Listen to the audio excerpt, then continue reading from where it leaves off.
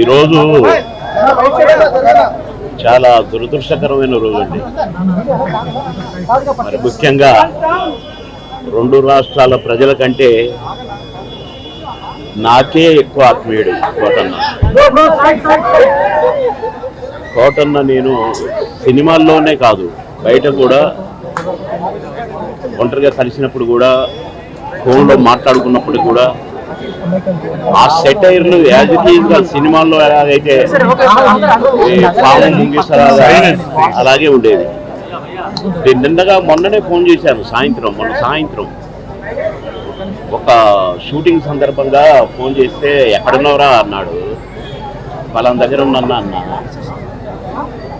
అరే ఎప్పుడు వస్తావు అంటే రేపు వస్తానా అన్న. అంటే చాలా బాగా మాట్లాడాడు. మామూలు జోక్ ఆ సార్లేవో ఇవన్నీ ఉంటాయి కదా బాయ్, ఆ సెటైర్లతోనే మాట్లాడుతున్నాము ఒక 2 నిమిషాలు.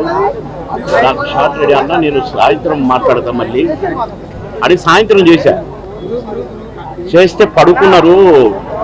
అదేదో మందు వేశాడు డాక్టర్ గారు అని చెప్పారు. పెద్దమ్మాయి చెప్పింది, కోటలో పెద్దమ్మాయి. సర్లే నేను రేపు వస్తున్నా చెప్పు, లేకుంటే ఎల్లుండి పొద్దున వస్తానమ్మా అని చెప్పిన. రమ్మన్నాడంట. కానీ వీళ్ళు వచ్చేసరికి ఆయన లేడండి, వెళ్ళిపోయాడు.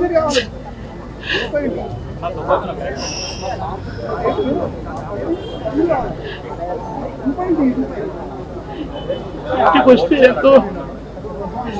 ఎంతో సంతోషంగా రారా బోర్ కొడుతుందిరా అనేవాడు. ఇప్పుడే హాయిగా పడుకున్నాడు.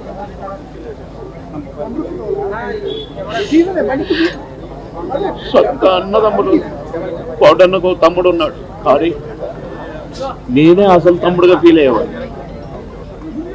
ఎన్నోసార్లు ఒకే ప్లేట్లో భోజనం చేశాం.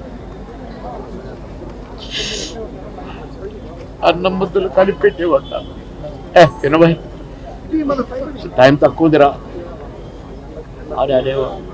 నేను ఎక్కడ ఏ ఊర్లో ఉన్నా, ఏ లాడ్జిలో ఉన్నా పక్క రూములే. మళ్ళీ ప్రొడ్యూసర్లు మొత్తుకునేవాళ్ళు, మీరిద్దరు ఒకటే రూమ్లో ఉంటారు కదా, అయితే ఆయన నీ రూమ్లో ఉంటాడో లేక నువ్వు ఆయన రూమ్లో ఉంటావు, మాకెందుకండి నష్టం చేస్తారు, ఒక రూమ్ డబ్బులు వేస్ట్ అని అనేవాళ్ళు. అదే ఇది అని చెప్పేవాళ్ళు. ఇంకా ఎన్నో సందర్భాలు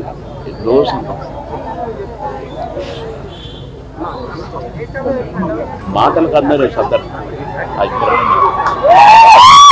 కనుక ఆత్మకు శాంతి చేకూరాలి.